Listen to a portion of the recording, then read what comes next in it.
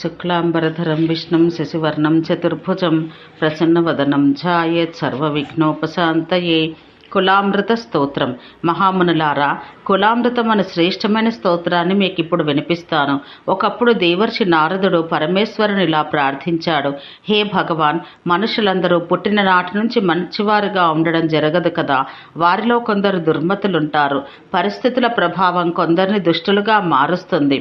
వారు కామక్రోధ శుభాశుభ ద్వంద్వాల్లో పడి కొట్టుమిట్టాడుతూ శబ్దాది విషయబంధాలచే కట్టుబడి బ్రతుకుతూ ఎప్పటికో మేల్కొని పశ్చాత్తాపడి భగవద్ధ్యానంలోనే శేష జీవితాన్ని గడపాలనుకుంటారు. కానీ దానికి సమయం లేదని మదన పడతారు.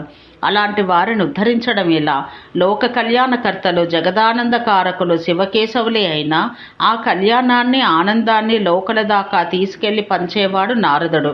శివుడతన్ని ప్రసన్నంగా చూసి ఇలా బోధించాడు.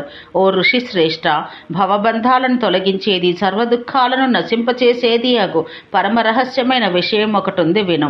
గడ్డిపరక నుండి బ్రహ్మదాకా గల ఈ సృష్టిలో విష్ణు మాయలో పడి చరాచరములన్నీ ఒక రకమైన నిద్రలో చేరి జోగుతూ ఉంటాయి.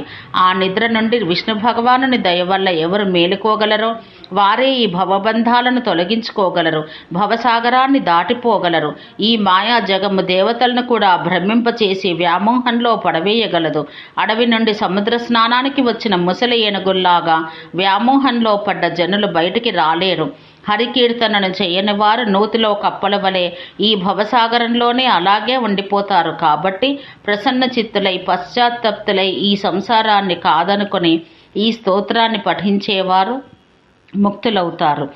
యస్తు విశ్వమనాద్యంత నిష్ప్రపంచం నిరామయం మజమాత్మని యస్తు విశ్వమనాద్యంత మజమాత్మని సంస్థితాం సర్వజ్ఞమచలం విష్ణుం సదా ధ్యాయేత్ సముచ్యతే.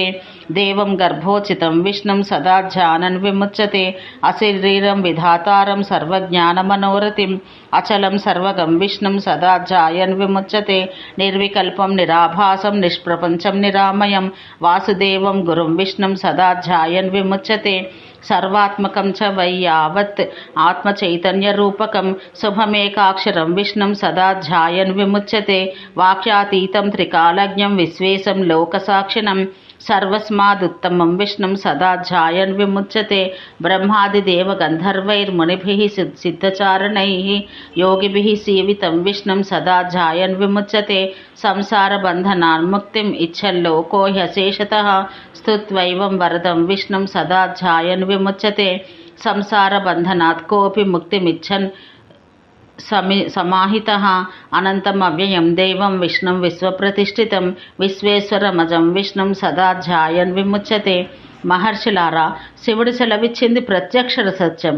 నిరంతరం ఆ అక్షయుడు, నిష్కలుడు, సనాతనుడు, అవ్యయుడు, బ్రహ్మస్వరూపుడు ఒక విష్ణువును ధ్యానించేవారు నిస్సందేహంగా ఆయన శాశ్వత పదాన్ని పొందగలరు.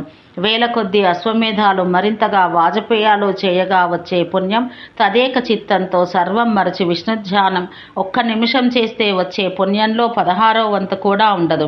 మహాదేవుడే ఉపదేశించిన ఈ స్తోత్రం దివ్యం. దీన్ని నిత్యం పఠించేవారు గత 1000 జన్మాల పాప ఫలాన్ని దగ్ధం చేసుకోగలరు.